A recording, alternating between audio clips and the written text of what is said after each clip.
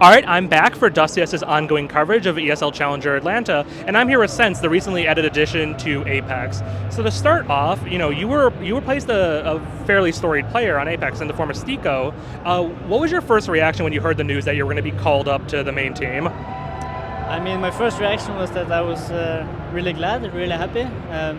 It's still like a trial basis, so nothing is set in stone. But I was really glad, trying to do the best of it. Yeah. And now, so interestingly enough, this isn't actually our first time talking to you. DustCS had the chance to talk to you back at Fragadelphia 16, where Apeks Rebels, your former academy team, went to the event and actually did quite well. It doesn't feel like it's been such a long time, but when you really think about it, it's been a very long time, hasn't it? So with that in mind, how do you think you've evolved and changed as a player since those early days at Frag 16? I mean, the early days at Frag 16, I was playing with a completely different lineup. The last lineup we had in the academy team was not the same as the one in Frag 16. So, I mean, the players are a lot better than I used to play with back in the days. And how do you think you've evolved as a player since being on Apeks Rebels? I mean, I think I evolved a lot. When I first joined Rebels, I had some different roles, and then I became an IGL.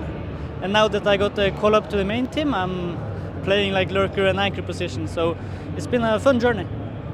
And now, on Apeks, you're working under the leadership of kyxsan. There's been some rumors that he might get to call up to Heroic in the future, but I wanted to ask you, what is his leadership style like, and how do you view him as a leader on your team? And do you think he's ready to sort of go to the ultimate levels of Tier 1 if that was something that theoretically happened? I mean, kyxsan is he's the best IGL I have been under. I see a lot of good qualities in him. He's really smart, smarter than most people I've ever played with, and if the rumors are true, I wish him the best of luck. And now, with you mentioned earlier your position on this team is sort of still under trial. Now, when you talked to HLTV last at Eliza Masters Espoo, you mentioned the fact that you don't know what's going to happen, but then you went all the way to the finals in Finland, and now you're here in Atlanta. It looks like you guys are keen to make a potentially deep run. Has there been any update on your status and your future with the team? No, right now I'm just playing, still the same thing. We go for Christmas vacation now after this event, and I think I will have more answers for that in the next year.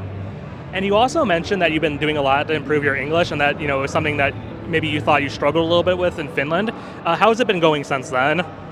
I mean, it's been going better. I still think I have a lot of improvements, because when I'm playing, there's sometimes I need to think about what I'm saying.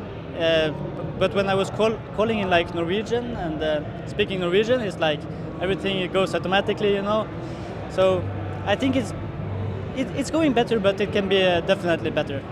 And then final question for you. I've been asking a lot of the European players who haven't been to America a whole lot, what's the one fun thing you plan on doing while you're here in America, while you're here in Atlanta? And obviously this is your second time, but I feel like Fragadelphia is such a busy schedule, you really don't have time to breathe.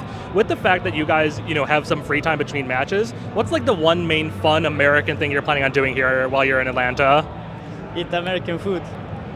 It's the best. Funny you mentioned that. Every European we've talked to so far wants to eat our MSG-laden American food. Thank you so much for your time. We'll see you guys in action later. Thank you. Thank you so much.